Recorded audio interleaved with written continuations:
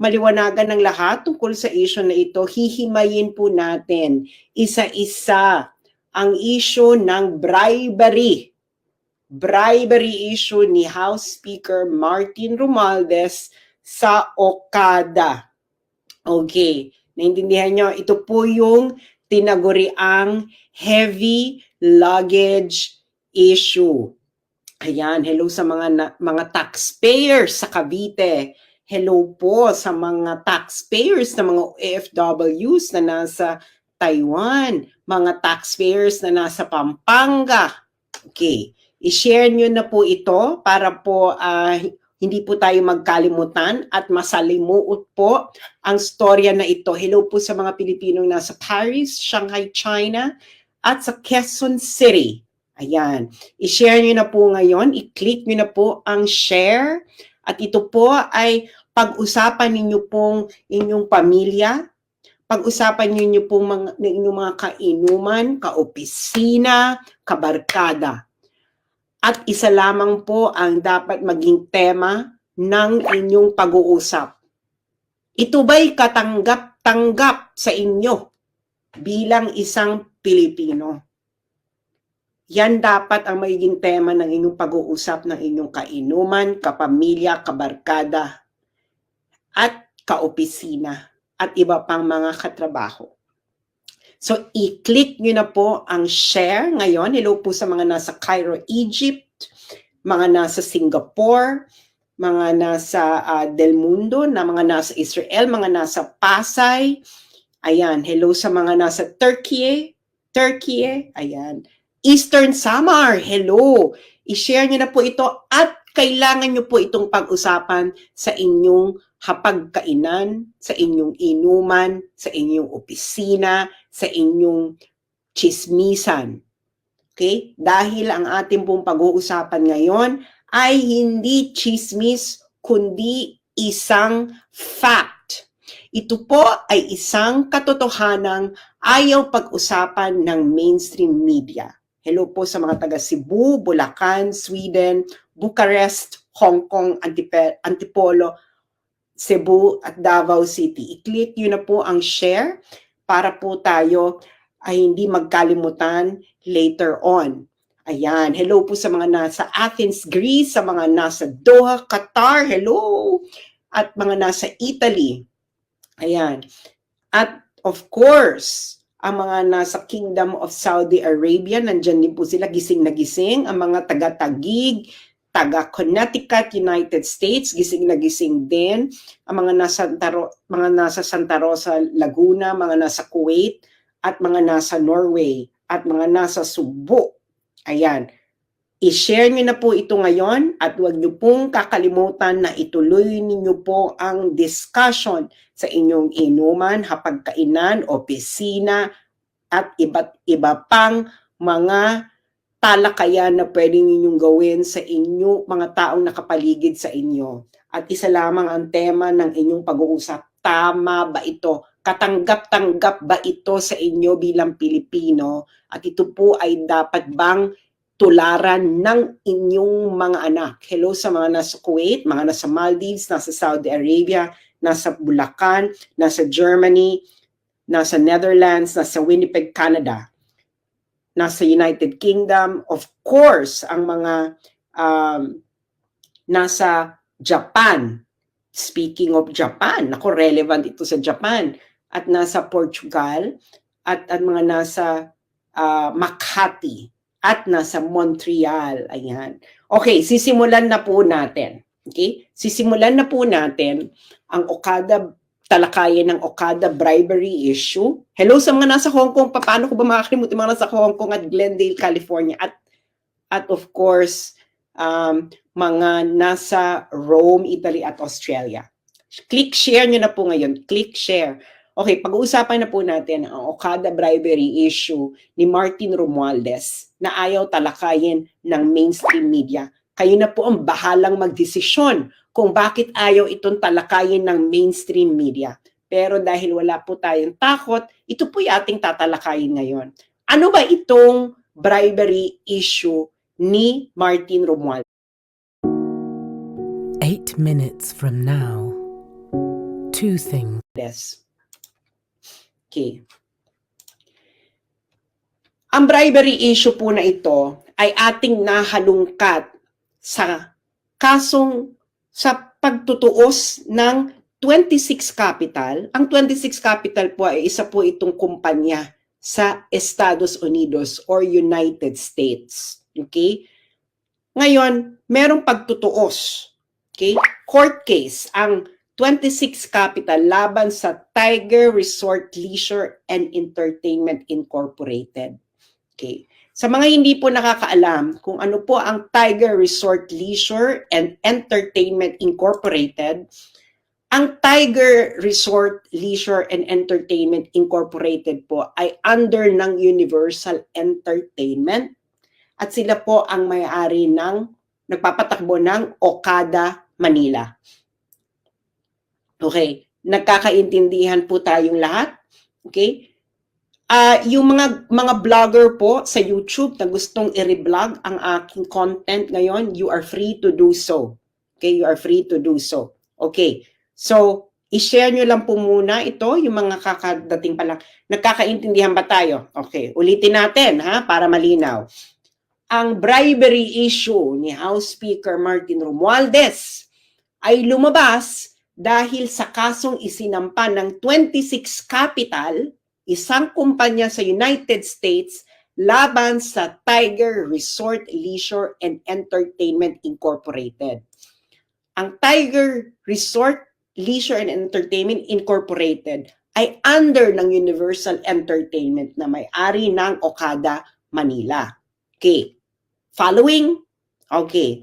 Click share po yung mga kararating pa lang. Click share. Ngayon, okay, ito yung kaso, no? Isinampa ito ng 26 Capital. Ang 26 Capital ay isang American company. Isinampa niya to sa US. Ito ay isinampa niya sa Court of Chancery of the State of Delaware. Ang Delaware po ay isang state sa United States. Kakaintindihan ba tayo? Okay. Ngayon, get pen and paper. Okay? Lahat, kumuha na kayo ng papel at pen, pencil, whatever, or sa cellphone ninyo. Isulat ninyo ito. C.A.number.2023-0128-JTL. Dahil yan po ang reference ng kaso na ito sa Court of Chancery of the State of Delaware. Yang may naka-box na nakalagay sa loob ng pulang box. Isulat nyo na yan, screenshot nyo, para mamaya ma-google nyo at mabasa nyo ito. Ito po ay mababasa ninyo ang buong kaso, pati ang kasong isinampa ng 26 Capital. Okay. Are you following me, guys? Okay? Sabihin nyo lang sa akin kung hindi nyo maintindihan na dahil tatagalogin ko ang lahat at ito ipapaliwanag ko sa isang payak na pag-e-eksplika para ang bawat isang Pilipino, mapamasa man, mapa-elitista man, mapa-intellectual man o mapatambay ay maintindihan ito ng buong buo. Kaya i-share nyo na ito. Okay. Ngayon, ano ang gusto ng 26 Capital na isang American company mula sa Tiger Resort Leisure and Entertainment Incorporated sa isinampa nitong kaso sa Court of Chancery State of Delaware?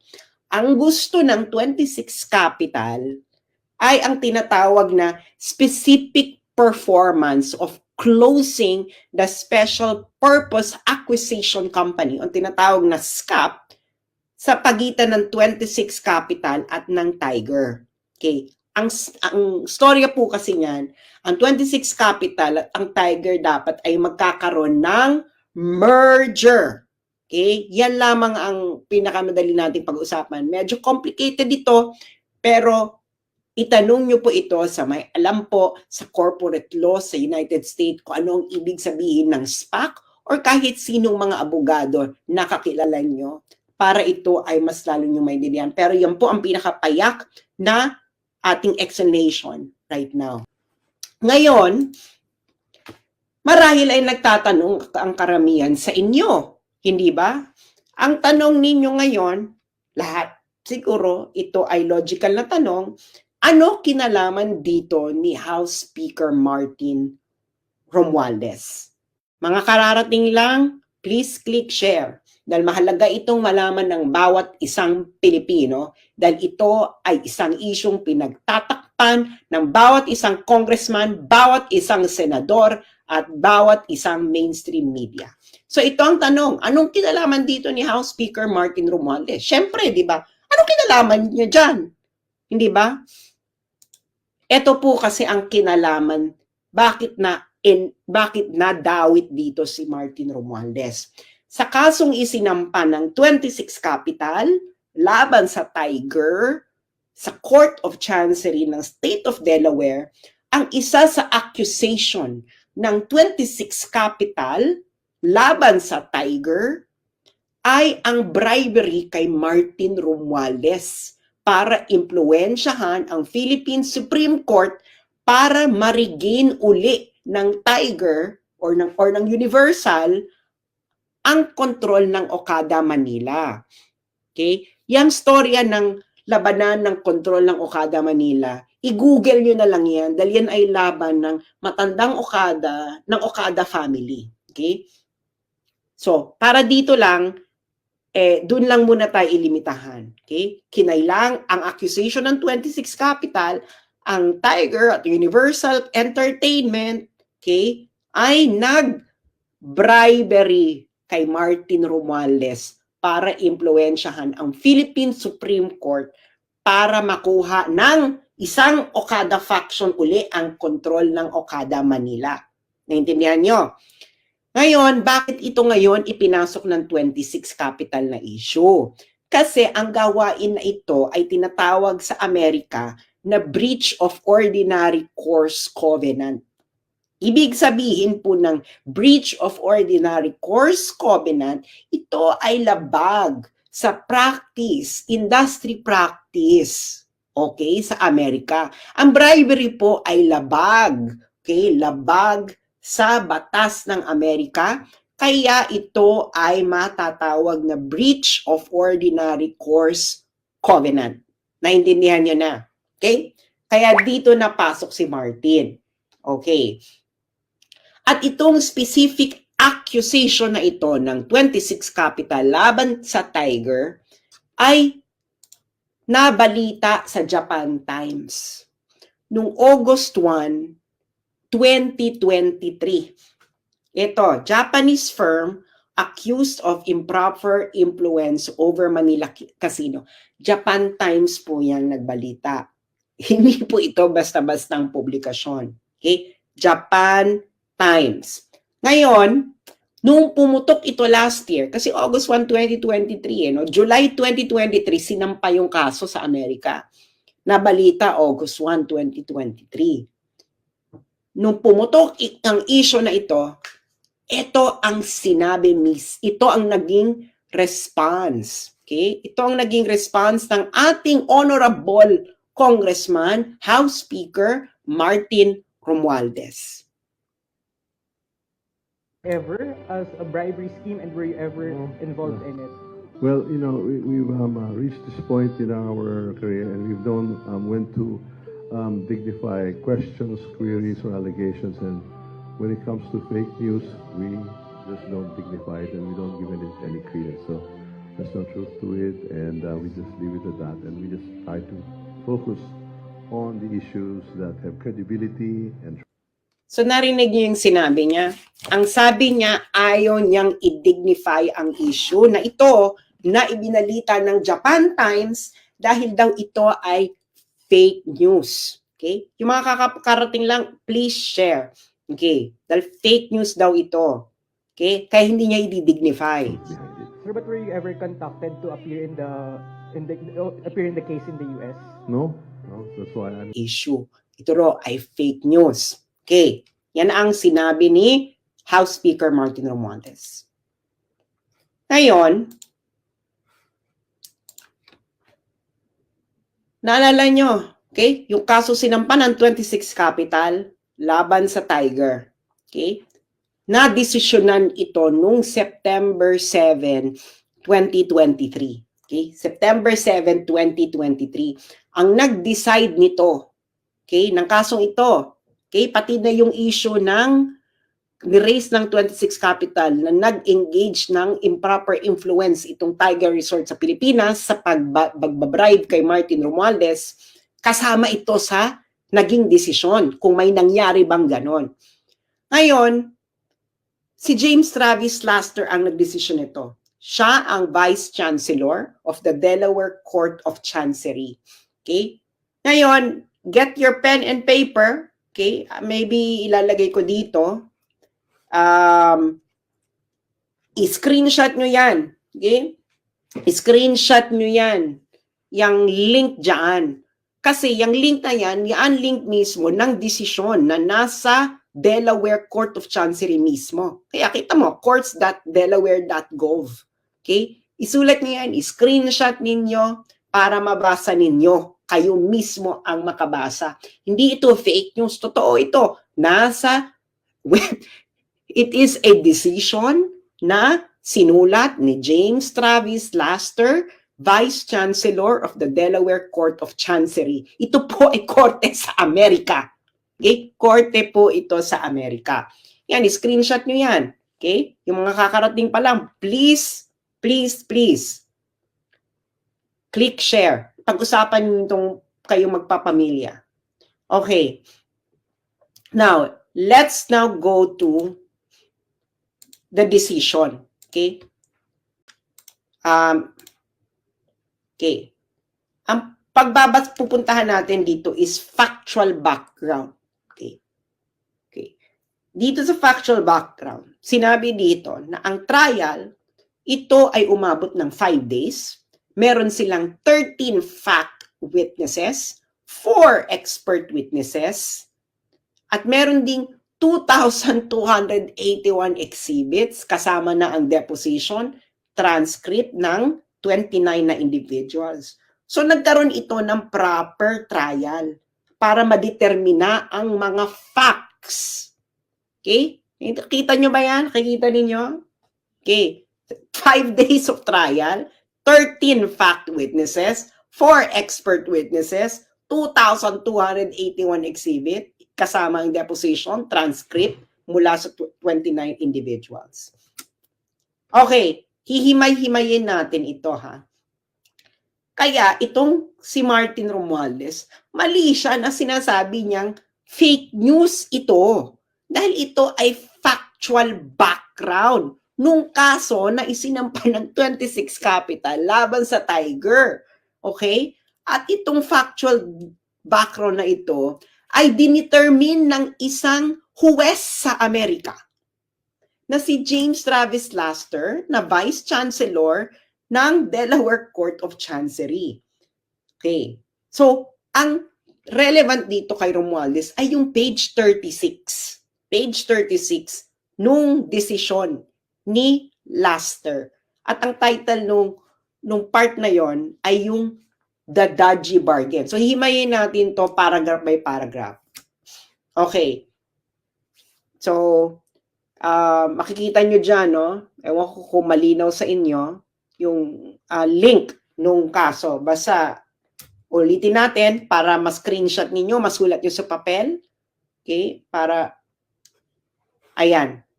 So, para masulat ninyo sa papel at kayo mismo ang pumunta sa korte mismo ng ng Delaware Court of Chancery para kayo na mismo kapag-download. At ang relevant kay Romualdez dito ay page 36. Okay, page 36. Okay. Okay, hihimay-himayin natin ngayon itong factual determination. Pupunta tayo paragraph by paragraph. Okay. Paragraph 1. Okay, ng part na the dodgy bargain. Ang ibig sabihin ng dodgy ay suspicious, not above board, illegal, pangit, tsaka, ano po mga pwedeng dodgy? Kaduda-duda, hindi kaaya-aya. Yan. Chararat. Okay. Okay, ito yung paragraph 1. Sabi sa paragraph 1, itong Universal at yung Tiger, okay, they attempted na makuha uli ang control ng Okada, Manila through a judicial process. Okay? Ngayon, yung Tiger, nag-file na sila ng motion for reconsideration sa Supreme Court. Okay? Kaso nga, nagkaroon ng takeover na yung matandang Okada. Okay? Ngayon, yung pagkatapos ng takeover, yung Tiger, nag-file sila ng supplement noong June 9, 2022 sa Philippine Supreme Court. Yung Philippine Supreme Court, deadma, hindi sila nag-respond doon sa isinampang motion ng Tiger. Amber Heard saka ni Johnny Depp, may discovery proceedings yun. Kaya nga, di ba, ang daming evidences na alam nila pareho. Kasi yun, saka may nakita pa, di ba, may mga lumabas pa mga text messages si Johnny Depp, si Amber Heard, ayun ay nakuha through discovery proceedings. Okay. Ngayon, ang sabi ni Michelle Lazaro, ang common friend daw na yun, okay, ay si Martin Romualdez, Speaker of the House for the Philippines. Ito ang sinulat mismo ni James Travis, Vice Chancellor ng Delaware Court of Chancery. Ang common friend daw ay si Martin Romualdez, ang na Speaker of the House for the Philippines, nephew by blood ni Philippine First Lady Imelda Marcos, nephew by marriage ni former Philippine President Ferdinand Marcos, pinsan ni Philippine Senator Amy Marcos, at pinsan din ni Ferdinand Bongbong Marcos. Okay? Yang JX674 na yan, evidence yan.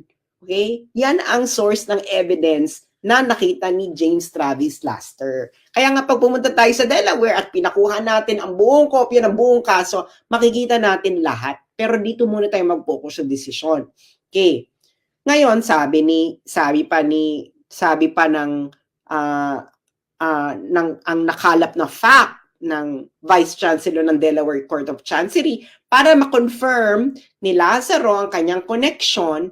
Itong si Lazaro, Michelle Lazaro, nag-text siya kay Takeuchi, yung Hapon, no, ng Universal, ng 2 pictures ni Lazaro kasama si Romualdez. Okay. Ngayon, sabi daw ni Lazaro sa text, yung pangatlong individual doon sa picture ay ang chair ng Philippine Gaming Commission. Sino yan? Si Altenco. Okay. Ngayon, sino to si Michelle Lazaro at James Lorenzana? At bakit nga ba ito malapit kay Martin Romualdez? Okay.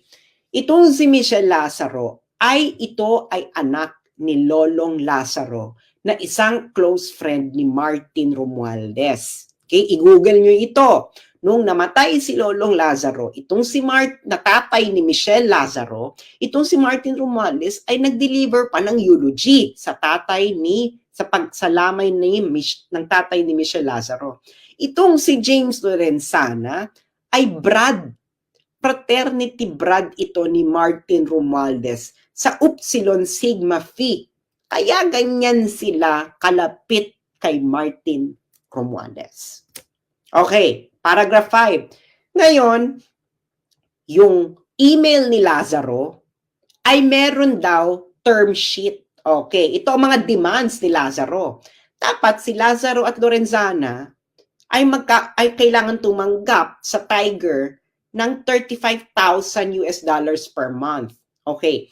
Ito yung mga condition ni Michelle Lazaro para si Martin Romualdez ay tumulong. Okay? Ay tumulong. Okay?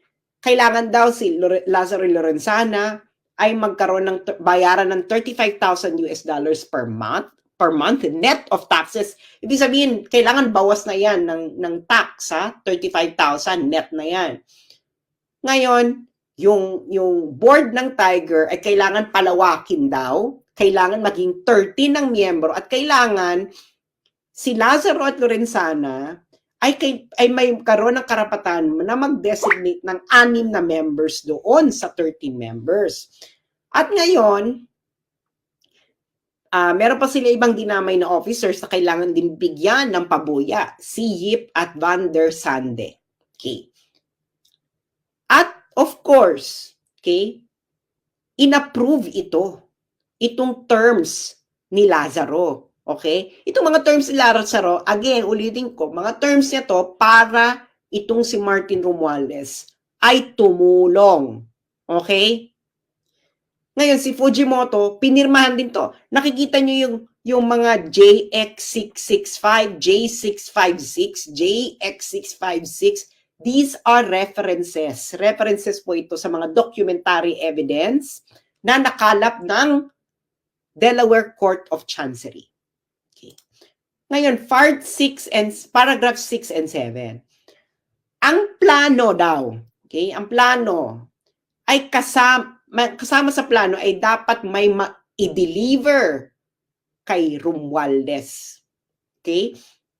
Yan ang plano. So, besides doon sa mga demands ni Michelle Lazaro, kailangan din daw ay may ibigay kay Romualdez. So, ang nangyari, yung head ng Universal, okay, yung Universal, ito po ang parent company ng Tiger, at ang Universal ang may-ari ng Okada. Okay. Ang Universal, nagkaroon ng business trip sa Pilipinas. At may daladalang heavy luggage. At yung heavy luggage na yon ay merong item para kay number 2. Ang number 2, ito po ang tawag kay Martin Romualdez. Number 2 si Martin Romualdez daw sa Philippine politics. Hindi si Inday Sara na Vice President. Si Martin ang number 2. Okay. Ngayon, pag dumating na raw ang item sa Pilipinas, ito ay dadalhin ng Universal Executive kay Martin. Okay. Ngayon, yung Asano, sabi niya, na-keep na natin yung promise natin kay number 2. So now, turn na ngayon ni number 2 na i-fulfill ang kanyang promise. Okay. Intindihan nyo? Lahat ito ay may reference sa documentary evidences mula emails, text messages, etc. na nakalap ng Delaware Court of Chancery. Okay. Ngayon, itong next paragraph na ito ngayon ay pinabulaanan na hindi daw ito alam ng 26 Capital. Kasi remember, di ba, yung 26 Capital, dinimanda niya yung Tiger. Sabi ng 26 Capital, itong Tiger, nag-involve to ng bribery issue. Nag-bribe ito kay Martin. Ngayon, sabi ng 26 Capital, hindi niya alam. Ngayon, itong next paragraph na ito, ang sabi, imposible hindi alam ito ng 26 Capital. Kasi, nag-email pa si Lazaro, Michelle Lazaro. Okay? At yung nag-text pa sila doon sa may-ari ng 26 Capital na si Ader. At yung text, itong sinasabi, Universal Entertainment has enlisted significant political support from a very high level of the Philippine government with compensation of the arrangement, all tied to taking back control of this casino. Ano sa Tagalog to? Yung text doon sa may-ari ng 26 Capital, ang sabi, itong Universal Entertainment na may Okada ay kukuha ng suporta, significant political support, kukuha ng significant political support mula sa isang high-level Philippine government official para makuha uli ang Okada, ang kontrol ng Okada. Yang JX647 na yan ang documentary evidence. That's the text evidence na nakalap ng Delaware Court of Chancery sa mga cellphones nila, no? Okay. Ngayon, ato na nga, etong si Romualdez, okay, kasabwat siya, alam ito ng lahat, okay? Kaya nga, okay, noong July 27, 2022, yung executive ng Universal na si Sato Nobuki nag-travel mula Japan papuntang Pilipinas. Okay.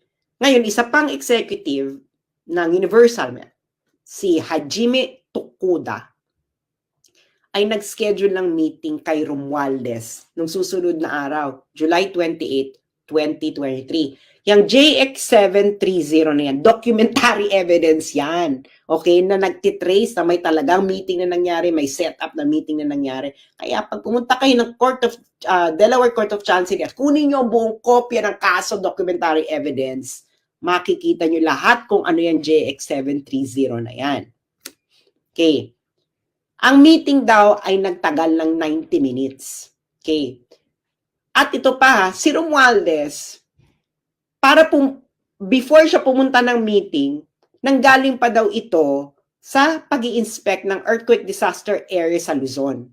Noong July, yung araw na yan, totoo, si Romualdez ay, I think, nasa Northern Luzon. May earthquake yan, di ba? I think he was maybe in Abra or Ilocos, somewhere in the north. Nandun siya, nag-i-inspect. So pagtapos na mag-inspect, pumunta ngayon siya dito para i-meet niya itong mga Hapon para kunin niya ang kanyang heavy luggage. Okay. Ngayon, so, ginawa ng Universal Executives, may binigay silang letter kay Romualdez. Ang sabi ng mga Hapon kay Romualdez, it would be a huge problem if the ruling by the Supreme Court was prolonged any longer. Sabi nila, magkakaroon daw ng problema pag tumagal pa ang pag-issue ng ruling ng Supreme Court. At ang sabi ng mga Hapon kay Romualdez, okay, gusto daw nila ng favor para sa mas maagang resolusyon ng Supreme Court. Okay. So ano daw ginawa ni Romualdez? Okay? Then and there made ex parte calls and sent a text to several members of the Philippine Supreme Court, including its chairman. Sa Tagalog, kamiting ni Romualdez yung mga Hapon. Binigyan ng heavy luggage. Ito ang favor na gusto namin. Ang ginawa ni Martin Romualdez, tinawagan niya ang mga justices ng Supreme Court. Pati na raw ang chairman. So, sino ba ang Supreme Court Justice ng panahon na yan? July 2022. Magsalita ka dahil factual determination to ng korte sa Amerika. Ngayon, sabi ng Universal Executives, yung pressure daw na ginagawa ni number 2 must be working. Okay? Ngayon, ine-expect nila yung intervention ni Romualdez mag-i-end ng takeover nung matandang Okada. Okay? So, in-execute nila yung merger with 26 Capital, etc. Hindi na to importante dahil hindi to kasama si Martin sa issue ng merger. Okay. Sabi ni James Travis Laster, no one addressed the legality of this type of arrangement in the Philippines. Kasi illegal to sa Amerika. Okay? Naintindihan niyo yung sinabi ng judge sa Amerika? Walang nag-address kung ito ba ay legal sa Pilipinas. Malamang illegal sa Pilipinas, hindi ba? Pero itong si Lazaro at Lorenzana, nakabarkada ni Martin Romualdez, ay nag-broker ng dodgy bargain. Ibig sabihin ng dodgy bargain, illegal na bargain. Okay? Na kung saan, in-offer nila sa Tiger, sa may-ari ng Okada, na magi-intervene si Martin Romualdez. Basta si Lazaro at Lorenzana ay bibigyan ng increased control ng Tiger, bibabayaran ng 35,000 per month, magkakaroon ng maipapasok silang mga tao sa Tiger Corporation at ang pinakahuli ay dapat may ibigay kay Romualdez. Uulitin ko, ito ay factual determination na ginawa ni James Travis Laster, Vice Chancellor of the Delaware Court of Chancery. Ngayon, eto na ang maganda. Noong trial daw, ito paragraph 13, noong trial daw, itong Universal, yung mga Hapon, okay? Iniiwas nila na bribery yung ginawa nila, na yung heavy luggage ay bribery kay Martin Romualdez. Okay. Sabi nung mga Hapon, ng mga witnesses, yung heavy luggage daw ay mga dokumento lamang daw ang laman. Ito daw ay document ng mga court cases. At kailangan daw itong dalhin by hand, okay? Kasi wala daw printer.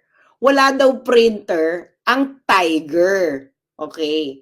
Kasi yung Tiger, nung nasipa sila sa Okada, ng matandang Okada, nawalan na raw sila ng printer. Kaya kailangan daw, i-print daw ng mga Hapon sa Japan ang kopya ng mga kaso at i-deliver sa loob ng luggage.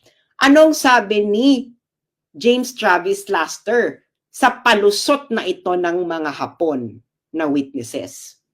Anong sabi ni James Travis Laster? Ayan, inilagay ko sa pulang box. The testimony was not credible. Sabi niya, hindi credible na ang testimony ninyo na ang heavy luggage ay hindi bribery. Yun ang ibig sabihin nun. Bakit? Sabi ng judge. Una, sabi ng judge ni James Travis Laster, ang mga lawyers ninyo may printer. So bakit kailangan nyo mag-print sa Japan? Number one. Second reason ng judge, ang Philippine law naman, pinipermit ang electronic versions ng mga kaso.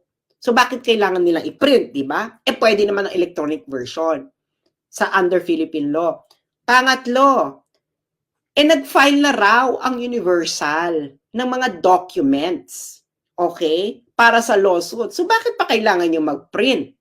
Ikaapat, ngayon, bakit ang senior executive ng Universal ang kailangan magdala ng mga printed documents papunta dito kay Romualdez? Meron naman kayong courier.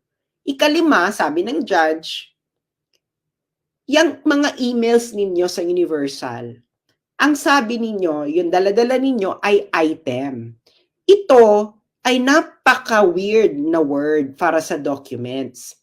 Actually, yung mga emails daw Universal, punong-puno daw ito ng mga codes katulad ng heavy luggage. Si Martin Romualdez ang tawag number 2. Okay? Bakit kailangan nyo magkaroon ng maraming katsakahan na iba't ibang words para lang sa court documents? Kung court documents talaga yan. At ito ang pinaka sinabi ng judge. Noong minute ng Universal Executives, ng mga Hapon, si Romualdez, ipinakita nila nga ang letters ng 26 Capital at isang pang kumpanya tungkol sa deal.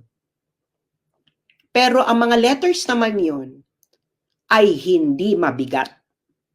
Kaya, itong si James Travis Laster, ang kanyang factual determination, ang heavy luggage na yan, ay part ng dodgy bargain. Sa madaling salita, ito ay bribery.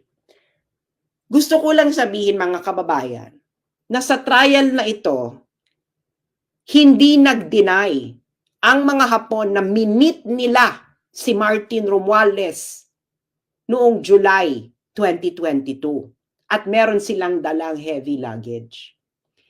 Hindi nga, nagpalusot nga lamang ang mga Hapon na ito sa judge sa Amerika na ito hindi bribery. Pero hindi naniwala dito ang judge sa Amerika. Kaya mga kababayan, nakakalungkot ito. Sangkot dito ang Korte Suprema, sangkot dito ang House Speaker ng Pilipinas, at of course, ang presidente ng Pilipinas, yung pinsan mo, tinotolerate mong ganito. Ito ba ang bagong Pilipinas, Bongbong Marcos? Ito ay kaso, factual determination, na ginawa sa isang korte sa Amerika at hindi sa mga kangaroo court ninyo. At itong pinaka nakakalungkot na sinabi ng judge sa Amerika na si James Travis Laster. Ang sabi niya dito, ang mga outcomes daw sa Philippines, sa Philippine courts, ay naaapektuhan ng political influence. Kaya itong 26 Capital, parang kung dalhin mo to sa Pilipinas, wala ring mangyayari.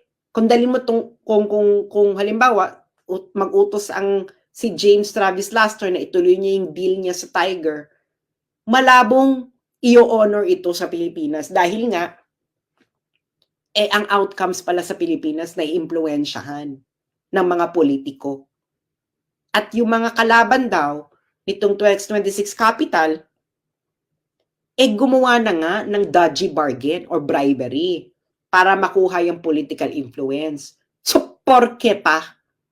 Wag na raw, yung remedy na ituloy, yung i-close yung deal, hindi na kailangan, ay malabong mangyari. Nagets niyo? Nagets niyo yung sabi? Ang outcomes sa Philippine legal courts ay na-impluwensyahan ng mga politiko. Supreme Court, hindi ba kayo nahihiya? Comment, ito ang observation mula sa factual determination ng isang judge sa Amerika. Hindi nyo pa ito ina-address. Pinag-uusapan na ito ng mga sikat na abogado, mga law firms sa Amerika dahil nga napaka-bizarre daw ng mga facts dito. Lalo na itong involvement na ito ni number 2, ni House Speaker Martin Romualdez. So ang tanong ko mga kababayan, sino ngayon ang fake news sa bribery issue? Ang laway ni Romualdez o ang factual determination ni James Travis Laster na Vice Chancellor of the Delaware Court of Chancery? Sino? Sino ang fake news? Si Martin o yung judge sa Amerika? Ngayon, mga kababayan, bakit sa tingin nyo ayaw itong pag-usapan ng mainstream media? Bakit yung mga senador na malilinis sa katulad ni Risa Ontiveros ayaw nyo itong pag-usapan? Bakit si Trillanes ayaw itong pag-usapan? Bakit ayaw nila itong pag-usapan? Isa itong fact na na-establish sa isang kaso sa Amerika. Ayan, nakikita nyo dyan ang link. I-screenshot ninyo, puntahan nyo yan sa Google, i-search ninyo yung link, puntahan nyo yan, i-type nyo sa search bar. Yan, i-screenshot nyo yan, pumunta kayo ng page 36 ng decision para mabasa ninyo ang ating diniscuss ngayong gabi dito. So, mga kababayan, please lang pag-usapan ninyo ito. Ito ba ay tama? Kakaumpisa mo pa lang ni Martin Romualdez umupo. Ang ginawa niya na ginamit niya ang kanyang pwesto para siya ay magpayaman. This is plunder. Kakaumpisa mo pala, Martin Romualdez, nag-commit ka na ng plunder. July, my God, hindi pa umiinit yung titi mo dyan sa Kongreso, ginamit mo na yung posisyon mo para sa corruption. Ang sama ng ugali mo. Tang-ina ninyong mga Marcoses at Romualdez. Ang dapat sa inyo ay dapat gawin sa inyo ng mga Pilipino ang hindi nila nagawa nung EDSA 1. Wala na sanang Hawaii na mangyari. Kung papalarin ang mga Pilipino na maglakas sila ng loob para masipa uli kayong mga magnanakaw na mga Marcoses at Romualdez. Napaka-corrupt ninyo. Tang-ina. Ayan puntahan nyo yan.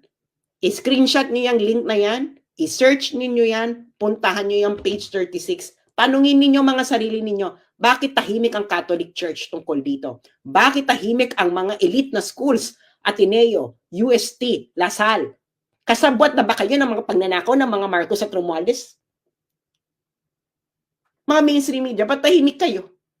Fact ito determined by a US judge na nagkaroon ng trial, nagkaroon ng evidence, ng mga documentary evidences. Ayun lang po, maraming salamat mga kababayan. At sana, screenshot niyo yan, basahin niyo yan, page 30, pag-usapan niyo ito, i-share niyo itong video na ito, puntahan niyo yung desisyon na yan sa korte mismo ng Delaware. Maraming salamat po at magandang gabi.